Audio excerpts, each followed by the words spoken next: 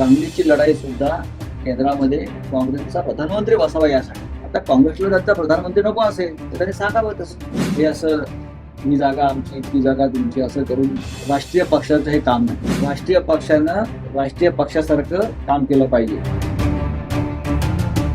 सांगली जिल्ह्याच्या दौऱ्यावर आला होता पण मात्र अजून सुद्धा काँग्रेसकडून नाराजी व्यक्त केली जाते. नेमकी काय परिस्थिती आहे?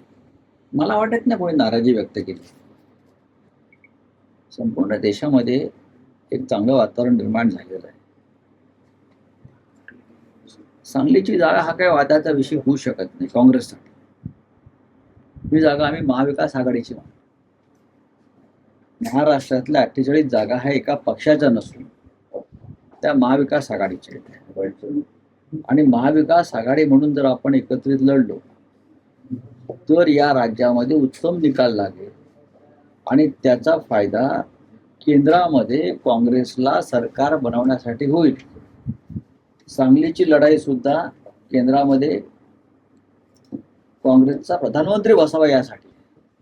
आता काँग्रेसला त्यांचा प्रधानमंत्री नको असेल तर त्यांनी सांगावं तसं. एक एक जागेची लढाई आहे. आम्ही सगळे उतरलेलो. आमचा प्रधानमंत्री नाही आम्हाला बसवायचा का पवार साहेबांना बसवायचा नाही. प्रधानमंत्री काँग्रेसचाच होणार ना. त्यासाठी सांगलीचा खासदार निवडून येणं गरजेचं आहे.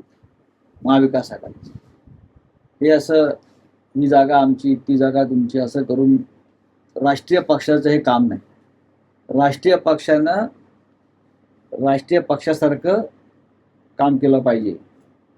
हिंद केसरीने गल्लीतली कुस्ती खेळू नये. तो हिंद केसरी आहे ना, तुम्ही राष्ट्रीय पक्ष आहात.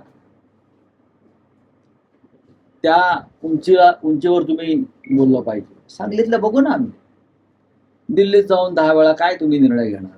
निर्णय झालेला आहे. महाविकास आघाडीकडून शिवसेनाही जागा लागते.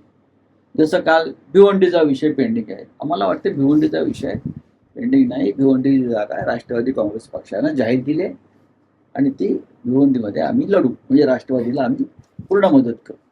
तसं काँग्रेसनं सांगलीमध्ये जो उमेदवार आमचा आहे पैलवान चंद्रहार पाटील त्यांच्या मागे उभं राहायला पाहिजे. मी आत्ता सगळ्या नेत्यांशी बोललो. काँग्रेस राष्ट्रवादी सगळ्यांशीच बोललो आत्ता.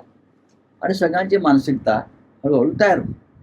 राष्ट्रवादी काँग्रेसचा तर काही प्रश्नच येत नाही. त्यांनी कशा करता मागे राहा.